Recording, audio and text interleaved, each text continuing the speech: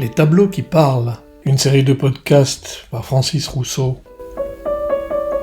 José María Velasco, 1840-1912, Popocatépetl, 5426 mètres, à droite. Iztaccíhuatl, 5230 mètres, à gauche. Mexique, Huile sur toile, 1895, musée José María Velasco.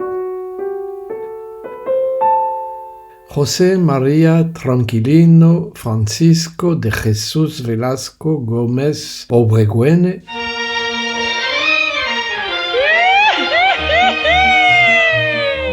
plus connu sous le nom de José María Velasco, fut un polymathe, c'est-à-dire un homme doté d'une culture très approfondie, couvrant plusieurs domaines différents des arts aussi bien que des sciences. Il fut surtout célèbre en son temps comme peintre. Il fit de la géographie et des merveilles naturelles du Mexique des symboles de l'identité nationale à travers chacune de ses peintures. Ses nombreuses représentations des deux volcans phares du pays, le Popocatépetl et l'Iztaccíhuatl, lui valurent même le surnom de Cézanne mexicain, tant il les représenta de fois, à l'instar du peintre provençal avec la Sainte Victoire. Mexico, Mexico.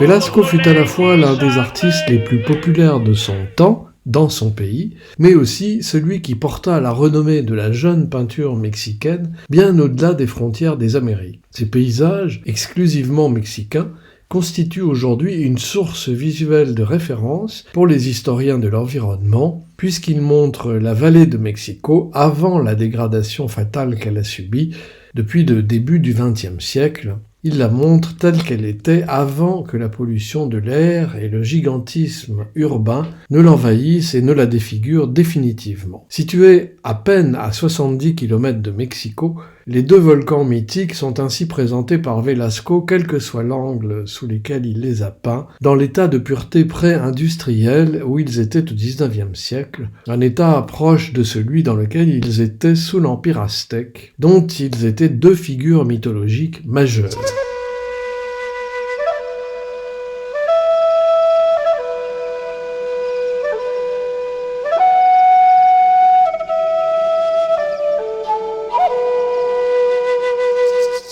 En effet, dans la mythologie aztèque, Iztaccíhuatl était une princesse impériale, fille de l'empereur du Mexique, qui eut le malheur de tomber amoureuse d'un des soldats de son père, Popocatépetl. Pour se débarrasser de cet encombrant beau-fils putatif, l'empereur envoya Popocatépetl guerroyer au loin, lui promettant la main de sa fille à son retour, mais avec la ferme intention de s'en débarrasser chemin faisant. Sitôt le soldat parti au combat, Iztaccíhuatl fut informé par son père qu'il était mort. Croyant la nouvelle, qui était fausse, la princesse mourut de chagrin en à peine quelques jours. Lorsque Popocatépetl revint de la bataille et trouva sa princesse morte, il transporta son corps à l'extérieur de la capitale, Tenochtitlan, et s'agenouilla près d'elle. Les dieux aztèques, les prenant alors en pitié, les recouvrirent tous deux de neige et les changèrent en montagnes. Dans la rage aveugle d'avoir perdu sa bien-aimée, Popocatépetl,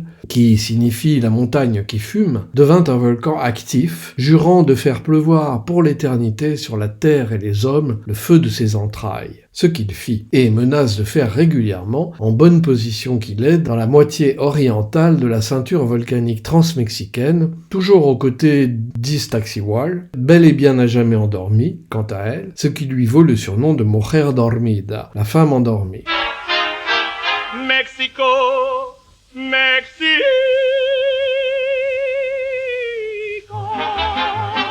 Quant à Velasco, hypnotisé par ce paysage de légende qu'il avait sous les yeux, il se condamna lui-même à le peindre sous tous les angles toute sa vie durant, comme Cézanne le fit avec la Sainte Victoire et Hokusai avec le mont Fuji. Ainsi en va-t-il quand le pouvoir tellurique légendaire des montagnes s'empare de quelques êtres humains de génie, pour notre plus grand plaisir.